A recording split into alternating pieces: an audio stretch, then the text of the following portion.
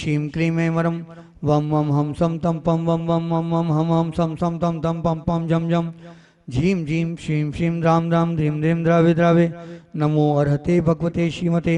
ओम ह्रीं क्रों मं पापं खण्डय खण्डय जहि जहि दह दह पच पच पाचय पाचय ओम नमो रं झं झीं श्रीं हं स ज वह पह छां छीं छूं छे छौ छं छ श्रीं ह्रां ह्रीं ह्रूं ह्रें ह्रों रं रः धाम ध्रीं द्रावे द्रावे नमो हरते भगवते श्रीमते ठ ठ अस्माकं संत श्रोमणी आचार्य गुरुवर विद्यासागर जी महामुनिरास संघस्य सकल दिगंबर जैन समाज सिरपुरस्य श्रीमान सौरभ जी दिलीप जी गुलाब साह भूरे सपरिवारस्य सौवंदना दिलीप जी भूरे श्रीमान सौरभ दिलीप जी भूरे स्वंकिता सौरभ जी भूरे दिलीप भूरे सुरभि भूरे समस्त भूरे परिवार सिरपुर निवासी एवं श्रीमान राजेंद्र कीर्ति सेन रोकड़े ब्राह्मणवाड़ा राहुल जी रोकड़े श्वेता जी रोकड़े ब्राह्मणवाड़ा निवासी सपरिवारस्य श्रीरस्तु वृद्धिरस्तु तुष्टिरस्तु पुष्टिरस्तु शांतिरस्तु कांतिरस्तु कल्याणमस्तु स्वाहा एवं सर्वेषां कार्य सिद्ध्यर्थ सर्विघ्न निवारणार्थ श्रीमद् भगवत हर सर्वज्ञ परमेष्टि परम पवित्राय नमो नमः समशांति हराकर्ता परिवारस्य श्री शांति भट्टारक पाद्म प्रसाद सद्धर्म श्री वलायु आरोग्येश्वर वीर्यस्तु सद्धर्म शिष्य पर शिष्य वर्ग प्रसिद्धंतु न ओम श्री विश्वादय श्री वर्धमान पर्यंत चतुर्स्थित अरंतो भगवंत सर्वज्ञ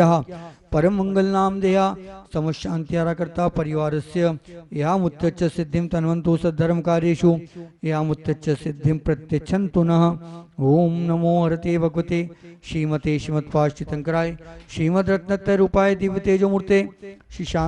दिव्य तेजोमूर्ते प्रभामंडल मंडिताय द्वादश गण सहिताय अनंत चतुष्टय सहिताय समोषण केवल ज्ञान लक्ष्मी शोभिताय अष्टादश दोष सहिताय।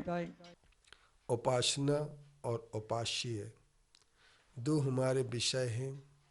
पर्युषण पर्व की उपासना हमने देखी समझी और उपासना करने के लिए हम हमेशा तत्पर रहे। हमने जब उपासना की उस उपासना में अरिहंत की, सिद्ध की, आचार्य की, उपाध्याय की, साधु की, चैत्य और चैत्यालय धर्म और आगम की उपासना की। इन 9 देवताओं की उपासना की। इसके साथ साथ हमने उपासना में अपने 10 लक्षण की पूजन की, 16 कारण की पूजन की, रत्नत्रय की पूजन की, इन सब की पूजन की।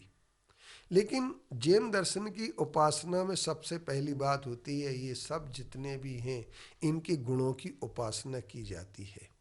अब सबसे पहले हमारे सामने प्रश्न ये आता है कि हम जब उपासना करने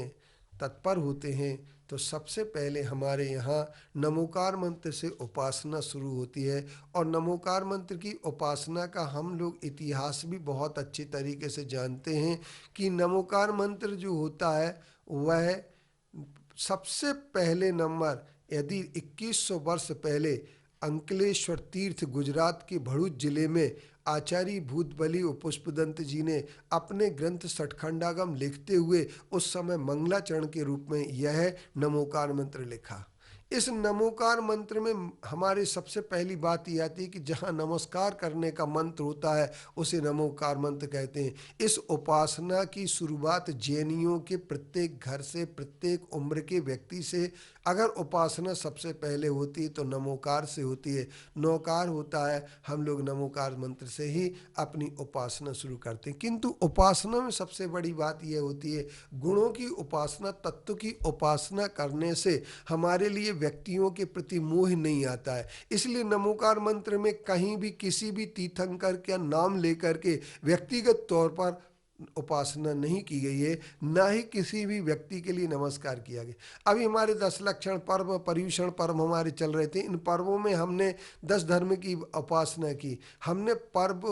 को इसलिए माना, पर्व में हमने सब कुछ इसलिए किया कि 356 दिन हमारे जो है ना पापमय बीतते हैं, तो 10 दिन कम से कम हमारे धर्ममय बीते। लेकिन धर्ममय हम कितने बिता पाए, उपासना हमने कितनी की, ये बात एक अलग है। क्योंकि सबसे पहली बात ये होती है कि सामूहिक पूजन या सामूहिक उपासना करने में संगीत की बहुत अच्छी महत्वता रही, और संगीत होना भी चाहिए, लेकिन संगीत आटे में नमक जैसा होना चाहिए। परंतु हम लोग क्या करते हैं, उसमें संगीत में आटे में नमक जैसे की अपेक्षा संगीत को ही महत्व दे देते हैं, और गुणों के प्रति उनका जो चिंतन होना चाहिए, जिस बीतरागी मुद्रा को हम देख रहे हैं, जिस दिगंबर मुद्रा को हम देख रहे हैं, उस दिगंबर मुद्रा की उपासना करते समय हम ये बात विचार करना पड़ती है कि हम शरीर की उपासना नहीं करते हैं। हम अगर उपासना करते हैं